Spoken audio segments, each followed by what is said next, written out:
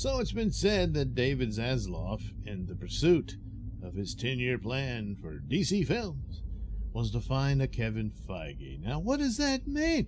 Well, someone to oversee it and report directly to him. No more of this middleman in the way, no labyrinth you got to go through and, hoops you got to leap through. Just go directly to the big boss himself. And that's basically the position that Kevin Feige enjoys over with the Marvel films. And so that's the structure that Zaslav wanted to set up here for their 10-year plan to make the DC Films shared universe on par with the MCU. And so apparently he's found it in producer Dan Lin.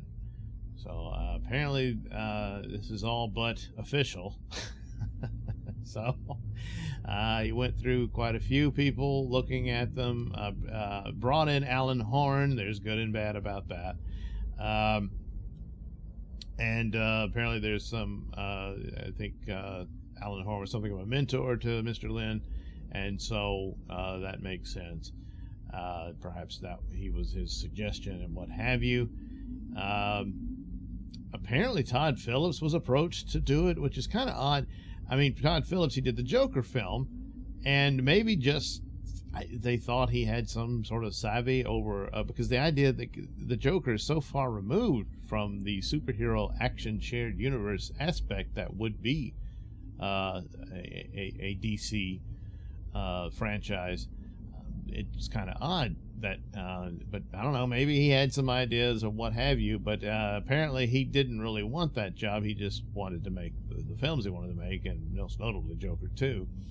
And which makes sense. But I guess there was something to that. I don't know.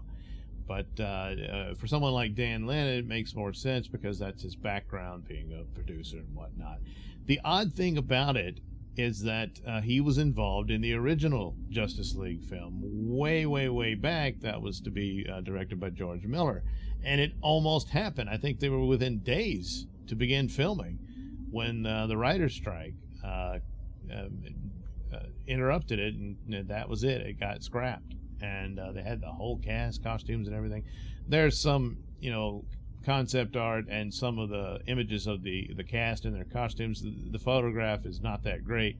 The only good shots of anyone in their costume was Megan Gale as Wonder Woman, but that's about it. And it's one of those things that just wasn't meant to be, I guess. As I recall, they were going to approach it with something along the lines of Beowulf, which is just kind of this animation on top of the actors. Don't know if that would have worked out or not, but the plot of it was kind of like the Infinite Crisis thing with the Maxwell Lord, the real Maxwell Lord, not the one that showed up in Wonder Woman 84, to be leading this army of Omax and all that sort of thing. So it might have been pretty cool. Who knows? But it didn't happen. So he went on. The only other DC project I think he was involved in was the Lego Batman movie, which I've never had any interest in. He was involved in the It movie. That's the sequel, which I've yet to see, but I did see the first one. Robert Downey Jr.'s Sherlock Holmes. The Godzilla films I did see that he was involved in. And the rest, I didn't see any of that. So hopefully it'll work out. I can't really make a judgment there. But it is interesting that he started out that way, and now he's getting a second chance at these characters. And who knows, maybe he was really intrigued and saying, yeah, if the door's open, I'll jump on that. And maybe that's the case too. And so Zaslav thought he was the perfect fit, perhaps, and there you go. So they say they have a 10-year plan. Well, maybe at best they have some sort of outline with where they know what they want to get it to, but basically be this money-making machine that can fuel other projects they could pursue down the road. But as far as plotting and whatnot, I'm sure that's extremely minimal at the moment. What they're doing now is mopping up what's left over. So their leftovers are Black Adam, Shazam, Aquaman 2, and The Flash. which are all heavily reshot. Well, maybe not Shazam so much, maybe a little here and there. There are the normal reshoots one gets in these movies, and Black Adam perhaps not as much either, except perhaps Superman appears in it. Maybe Henry Cavill is in the suit. We'll know shortly, and if that's the deal, that's a major thing as well. That should give a lot of excitement, which they desperately need, instead of all these Ezra Miller scandals and Amber Turd stuff. And so there you go. Well, of course, speaking of Amber Turd, they had to massively reshoot Aquaman, even more than one would have realized, because due to the change in direction, they had to take Michael Keaton out. That was the original direction, that he would replace Ben Affleck, and basically Batgirl would be their new Bat person, if you will. I just didn't see that as a good idea. Having Batgirl introduced is fine, but to replace Batman is just stupid.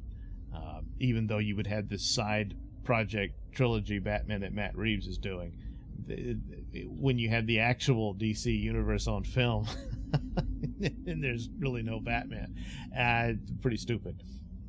And the same with Superman and Supergirl. So they scrapped all that because you've got the foundational characters of your brand of DC, and you're going to wipe them out. Not too smart. So that was changed. So rearranging all that is probably what's going on there, beyond just the scandals they had to deal with the likes of Amber Turd and stupid Ezra, who they're having to keep because his involvement is far more entrenched than her. So and from by all accounts of screen tests and whatnot, the Flash film, just as a film unto itself, is apparently pretty good. They all just seem to really like it. So there's that as well, plus all the money put in it. So they're going to save it, but change it to where it doesn't completely time warp the universe to the point of what it once was. And so that's why Ben Affleck had to go in and replace Michael Keaton in Aquaman with those scenes. But it may be a little more than that, because apparently there's a lot more reshoots going on in Aquaman. They may even be changing the plot of the film, because just overall it didn't test very well. And that's not just the Amber Turd stuff. So, and then Jason Momoa was approached yet again about Ben Affleck, since it was already leaked. But then he said, yeah, Ben's back. And if people are taking that, does it mean more than just he's doing these scenes for the Aquaman film?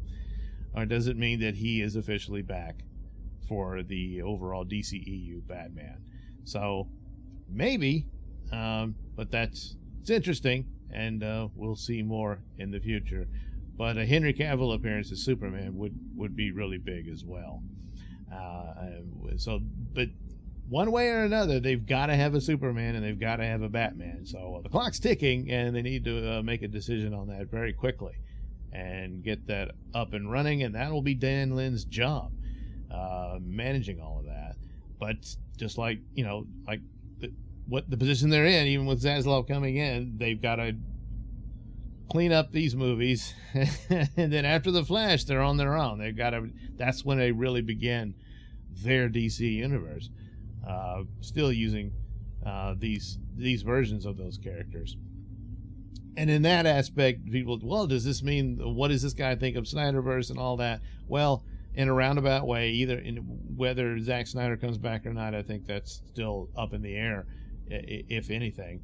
But the Snyderverse continues one way or the other because it's maintaining it. They had this opportunity to scrap it almost completely, and doesn't look like they're doing that.